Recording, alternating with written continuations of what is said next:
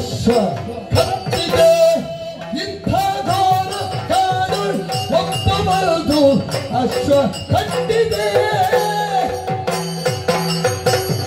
ಆರಗಲ್ದನೆಯ ನೀನು ಅಂಜಿಕಿಲ್ಲದೆ ಅಶ್ವ ಕಟ್ಟಿದೆ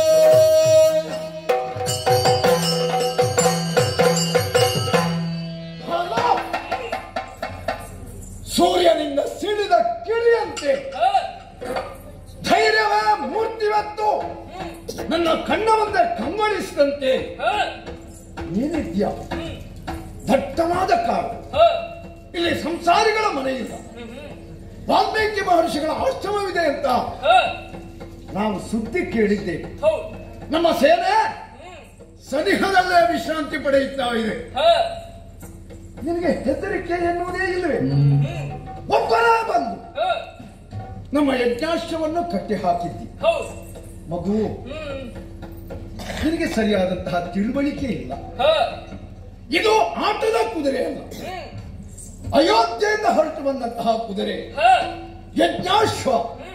ಅದರ ಹಣೆಯಲ್ಲಿ ಲಿಖಿತ ಇದೆ, ಪರಾಕ್ರಮಿಗಳಾದವರು ಕಟ್ಟಿ ಹಾಕುವುದು ಅಲ್ಲ. ರಾಮನ ಬಗ್ಗೆ ಭಕ್ತಿ ಗೌರವವುಳ್ಳವರು ಕಪ್ಪ ಕಾಣಿಕೆಯನ್ನು ನೀಡಿ ನಮ್ಮ ಜೊತೆಯಾಗಿ ಬರತಕ್ಕದ್ದು.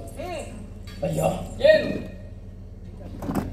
ನೀನು ಮುನಿ ಒಟ್ಟುವ ಹಾಗೆ ಕಾಣಿಸುವುದಿಲ್ಲ. ಒಬ್ಬ ಕ್ಷತ್ರಿಯ ಕುಮಾರನಂತೆ ಕಣ್ಣಿಗಳಿಗೆ ಕಂಗೊಳಿಸ್ತಾ ಇದ್ದೆ. ನೀನು ಯಾರಪ್ಪ?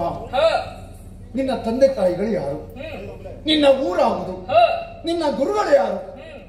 ನಿನ್ನ ಹೆಸರೇನು?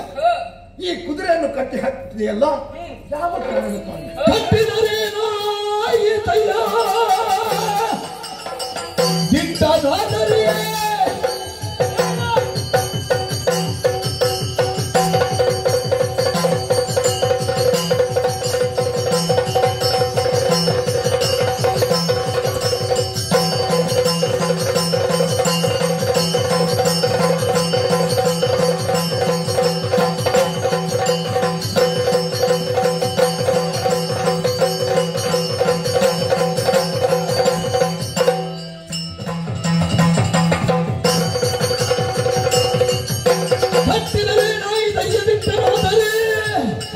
ಇದರ ಬಿಟ್ಟುಕೊಂಡು ಹೋಗುವ ಧೈರ್ಯ ಅಷ್ಟುಂಟಾದರೆ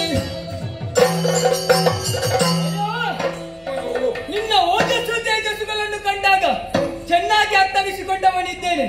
ತುರಗದ ಬೆಂಗಾವಳಿಗೆ ಬಂದಂತಹ ಶತ್ರುಗಳಿಗೆ ಸಿಂಹಾಪ್ರಾಯ ನೆನೆಸಿದ ಶತ್ರುಹರ ನೀನೆಂಬುದನ್ನು. ಆದರೆ ನಿನ್ನ ವರ್ತನೆಯನ್ನು ಕಂಡಾಗ ಆಶ್ಚರ್ಯವಾಗುತ್ತಾ ಇದೆ. ಕುದುರೆಯನ್ನು ಬಿಡಿಸಿಕೊಂಡು ಹೋಗುವುದಕ್ಕೆ ಬಂದವ ನೀನು. ಬಿಡಿಸುವುದು ಹೋಗುವುದು ಬಿಟ್ಟು ಪ್ರಶ್ನೆಗಳ ಮೇಲೆ ಪ್ರಶ್ನೆಯನ್ನು ಕೇಳುತ್ತಾ ಇದೆಯಲ್ಲ. ನಿನ್ನಲ್ಲೇ ನಾನು ಪ್ರಶ್ನೆಯನ್ನು ಕೇಳುತ್ತಾ ಇದ್ದೇನೆ. ಕಟ್ಟಿದರೆ ಏನಾಯಿತಯ್ಯ? ಹೌದು, ಪರಾಕ್ರಮವಿದೆ, ಆದುದರಿಂದಲೇ ಕುದುರೆಯನ್ನು ಕಟ್ಟಿದವರಿದ್ದೇವೆ. ಲಿಖಿತವನ್ನು ಚೆನ್ನಾಗಿ ಅರ್ಥವಿಸಿಕೊಂಡವರಿದ್ದೇವೆ, ಆದುದರಿಂದ ಕುದುರೆಯನ್ನು ಕಟ್ಟಿದ್ದೇವೆ. ಸಾಮರ್ಥ್ಯ ಉಂಟು, ಬಿಡಿಸು. ನಿನ್ನ ಮಾತಿಗೆ ಏನು ಹೇಳ್ತಾರೆ? ನಾಡರಾಯನೆಂದು ಮಾತ ಆಡಬೀಡವೋ ಅಯ್ಯ ಕರಳ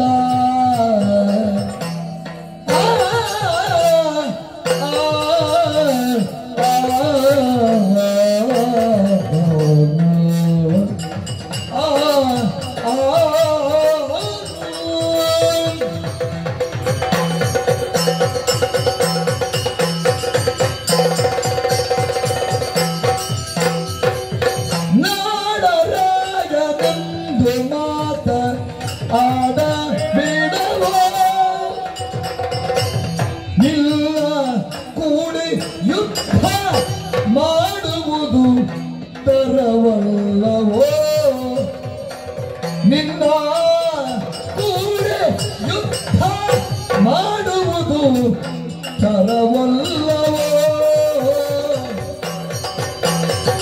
ನಾಡರಾಯನೆಂದು ಮಾತನಾಡಬೇಡವೋ ನಿಲ್ಲ ಕೂಡೆ ಯುದ್ಧ ಮಾಡುವುದು ತರವಲ್ಲವೋ ಅಯ್ಯ ಕಂದ ಆ, ಆ,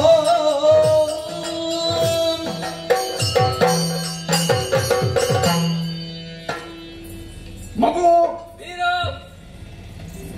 ಯಾವನ ಜೊತೆಯಾಗಿ ಮಾತನಾಡುವಾಗಲೂ ಹ, ನಾವು ಯೋಚನೆಯನ್ನು ಮಾಡಬೇಕು. ಏನಾಯ್ತು? ಕಣ್ಣಿಂದ ನೋಡಿ ಹ, ಆಮೇಲೆ ಆ ಸ್ಥಳಕ್ಕೆ ಕಾಲೆತ್ತಿ ಹೆಜ್ಜೆ ಊರಬೇಕು. ಹ್ಮ್, ಅವಸರದಿಂದ ನಡೆಯುವುದಕ್ಕೆ ಹೊರಟ್ರೆ ಹ, ಪ್ರಪಾತಕ್ಕೆ ಉರುಳುವುದಕ್ಕೆ ಸಾಧ್ಯ ಇದೆ. ಹ್ಮ್, ಹಿರಿಯರಲ್ಲಿ ಗುರುಗಳಲ್ಲಿ ಹ, ಹೇಗೆ ಮಾತನಾಡಬೇಕು ಎನ್ನುವುದೇ ಹ. ನಿನಗೆ ತಿಳಿದಿಲ್ಲ. ಯಾಕೆ? ಒಂದು ನಾಡನ್ನು ಆಳುವಂತಹ ಅರಸನಲ್ಲಿ ಹ, ರಜೋಗುಣವಿರುತ್ತದೆ. ಹ್ಮ್, ಅದರ ಪರಿಣಾಮ ಹ, ದಂಭ ದರ್ಪ ಅಭಿಮಾನ. ಹ್ಮ್, ನಾಡಿನ ರಾಯನೂ ನೀನಲ್ಲ, ಹ, ಒಬ್ಬ ಅರಸನ ಮಗನೂ ನೀನಲ್ಲ. ಹ್ಮ್, ಹ್ಮ್, ನಾಡರಾಯನೆಂದ ಮಾತ ಹ, ಆಡಬೇಡು. ಹ್ಮ್, ಇದನ್ನು ಕಂಡಾಗ ಹ, ಅಯೋಧ್ಯೆಯ ಅರಮನೆಯಲ್ಲಿ ಹ್ಮ್. ನನ್ನ ಮುದ್ದು ಮಕ್ಕಳನ್ನು ಕಂಡ ಅನುಭವ ನನಗಾಗ್ತಾ ಇದೆ. ಓಹೋ, ಪ್ರೀತಿಯಿಂದ ಆಲಂಗಿಸಿಕೊಳ್ಬೇಕು, ಹ, ನಿನ್ನ ನೆಚ್ಚನ್ನು ಆಘ್ರಾಣಿಸಬೇಕು ಅಂತ ನನ್ನ ಮನಸ್ಸು ಆಶಿಸ್ತಾ ಇದೆ. ಓಹೋ, ಆದ್ರೆ ನೀನು ಮಾಡಿದಂತಹ ಈ ತುಂಟಾಟವನ್ನು ಕಂಡಾಗ ಹ, ಸಿಟ್ಟು ಬರ್ತದೆ. ಹ್ಮ್. ಮಗು, ಏನ್? ನಿನ್ನ ಕೂಡ ಹ, ಯುದ್ಧ ಮಾಡುವುದಕ್ಕೆ ನನ್ನ ಮನಸ್ಸು ಸರ್ವಥಾ ಒಪ್ಪುವುದಿಲ್ಲ. ಹ್ಮ್, ಎಲ್ಲಾದರೂ ಸಿಟ್ಟಾಗಿ ಕೈಯೆತ್ತಿ ಹೊಡೆದೆ ಅಂತಾದ್ರೆ ನನ್ನ ಪ್ರಾಣವೇ ಹೊರಟು ಹೋಗಿತ್ತು. ಊರಿನ ಜನ ಏನು ಹೇಳಿ ಯಾರು? ಏನು? ಹುಡುಗ ಏನೋ ಬುದ್ಧಿ ಇಲ್ಲದೆ ವ್ಯವಹರಿಸಿದ. ಶ್ರೀರಾಮನ ತಮ್ಮ ಶತ್ರುಘ್ನ ದೇವ ಹಾಗೆ ಯಾಕೆ ಮಾಡಿದ ಅಂತ ಲೋಕದ ಜನ ಮತ್ತೆ ಪ್ರಶ್ನಿಸುವುದಕ್ಕೆ ಮನ ಮಾಡ್ಯಾರು. ಓಹೋ, ಆದ ಕಾರಣ ಹೇಳಿದ್ದೇನೆ, ಏನು? ಮಾಡಿದ ತಪ್ಪನ್ನು ಒಪ್ಪಿಕೊಂಡು ಹ. ಕುದುರೆಯನ್ನು ಬಿಟ್ಟು ಬೇಡ ಬೇಡ ನಿನಗಿಷ್ಟು ಬೇಡ ಎನ್ನಳು ಪಂಥ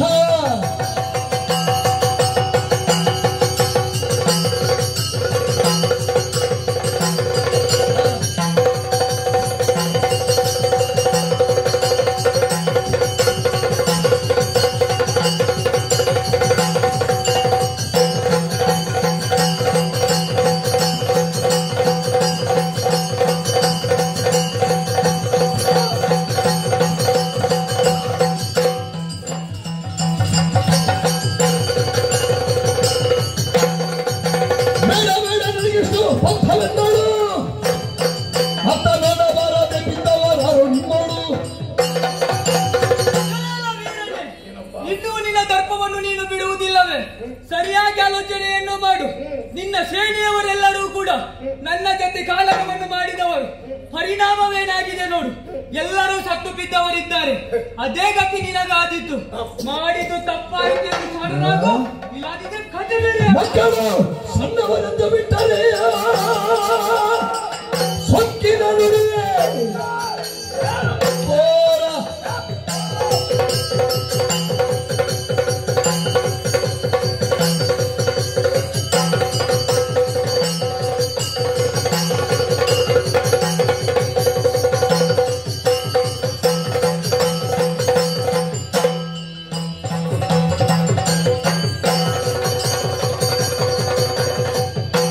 ಮಕ್ಕಳು ಸಣ್ಣವರೆಂದು ಬಿಟ್ಟರೆ ನಿನ್ನ ಇಂಥ ಸೊಕ್ಕಿನವನೆಂದು ತಿಳಿಯಲಿಲ್ಲವೋ ಮುನ್ನ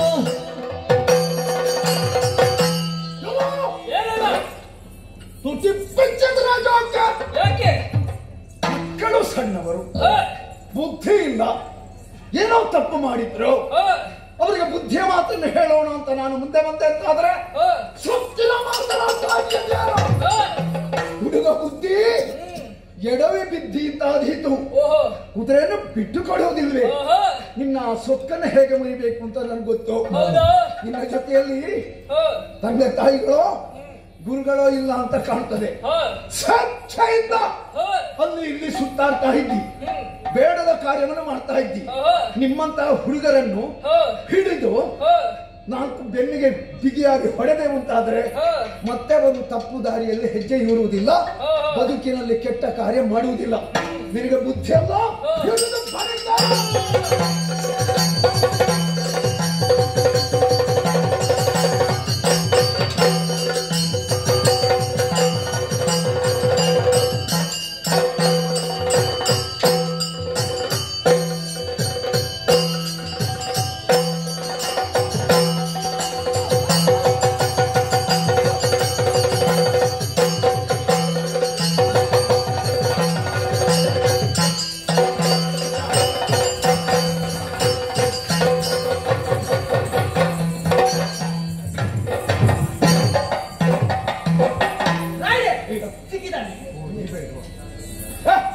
ಹೊಡಿಬೇಡುವ ಬಾಬಾ. ಅಯ್ಯೋ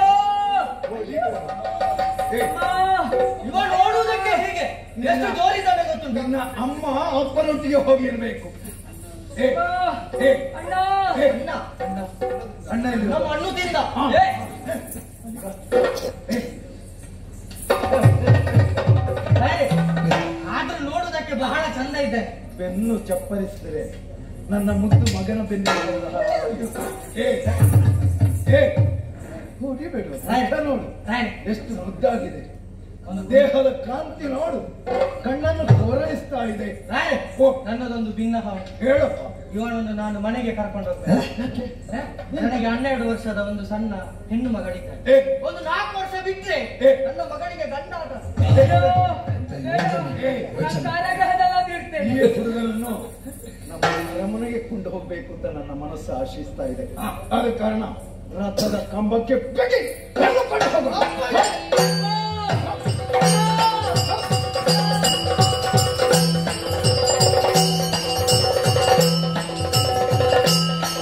ಮರಳಿ ತಾಪಸವಟುಗಳೈತದು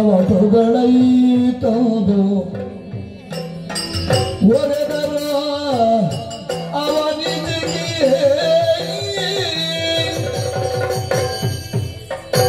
ಬೇಡವಿಲ್ಲದರೆ ಮಾತ ಕೇಳದೆ ರೂಢಿಪಾಲರ ಯಜ್ಞದ ಶವ ಕಾಡ ಬೀಳಿಯ ತೆಗೆದು ಕಟ್ಟಿದ ನೋಡುಲವನು ಬೇಡಿಕೊಂಡರು ತರಳನೆ ನೋತವ ಆಡಿದ ಮಾತುಗಳ ಕೇಳದೆ ಮಾಡಿದನು ಯುದ್ಧವನು ಕಾಡ ಕಾಡಿಗಿಲ್ದ ಅಮ್ಮ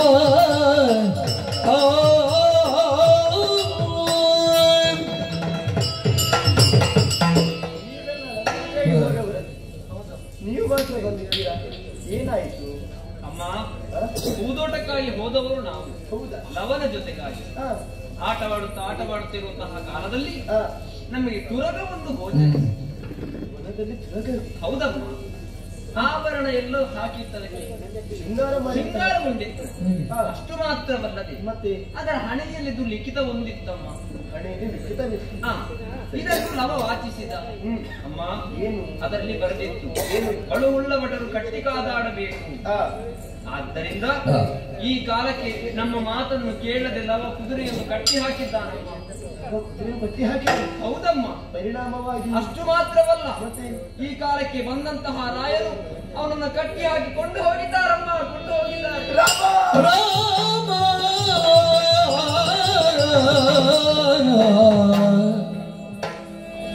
ಕಂಜಲೋಚನ ಕಾರುಣ್ಯಾಂಬುದಿಗೆ ಮಂಜುಳಾಕರಾಗ ಮಾರಸನ್ನಿಭ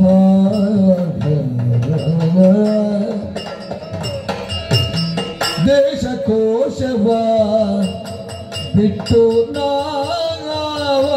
ವನವಾಸಿಯಾದರು ಲೇಸ ಕಾಣಿನು ರಾಮನ ರಾಮ